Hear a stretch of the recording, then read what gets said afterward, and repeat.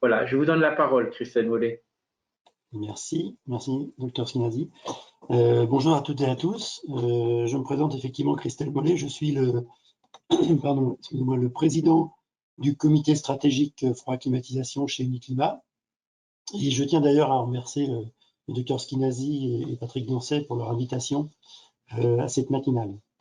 Je vais vous montrer que dans le premier slide, donc c'est juste pour resituer ce qu'est Uniclimat aujourd'hui. On peut passer au prochain slide, s'il vous plaît. Uniclimat est aujourd'hui le syndicat le plus représentatif des industriels fabriquant les systèmes justement de ventilation, climatisation, chauffage, et principalement utilisant d'ailleurs des systèmes d'énergie renouvelable, des systèmes thermodynamiques. Donc en quelques chiffres, ça représente près de 80, non sur le slide d'avant s'il vous plaît, près de 90 sociétés installées sur le marché de la ventilation et de la climatisation, avec plus de 20 000 emplois directs et près de 50 000 emplois indirects. Donc ce qui est intéressant, c'est que cette association est extrêmement représentative de l'ensemble des industriels sur le marché. Plus de 90% de ce marché est détenu par les industriels adhérents d'Uniclimat. Donc vous voyez que la parole d'Uniclimat est assez porteuse sur le marché. Sur le slide suivant, je crois qu'il est important déjà de resituer le contexte, parce qu'on entend énormément parler de climatisation dans les médias, mais il ne faut pas confondre, je dirais, la climatisation et la ventilation.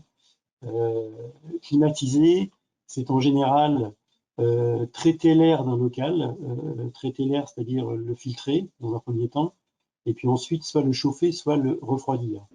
Ce qui nous amène à dire également que même désormais, puisque l'on est rentré dans la période hivernale, les systèmes de chauffage et climatisation sont toujours en fonctionnement et donc ils génèrent, de par leur ventilation, des brassages d'air dans les locaux.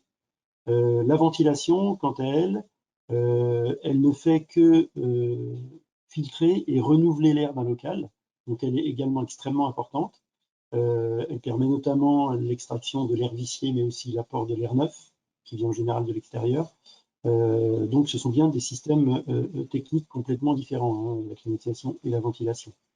Et puis malheureusement, on peut constater à l'heure actuelle qu'il y a encore beaucoup de bâtiments existants construits effectivement avant les années 50 par exemple, qui ne bénéficient pas malheureusement de fonds de ventilation générale et permanente. Donc ça, c'est un constat.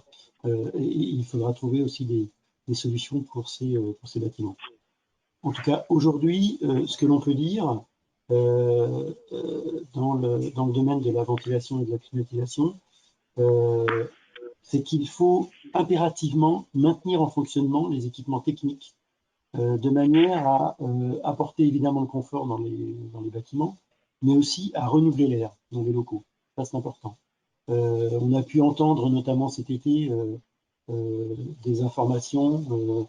Il fallait absolument arrêter la ventilation ou la climatisation, notamment dans les magasins ou dans les lieux recevant du public.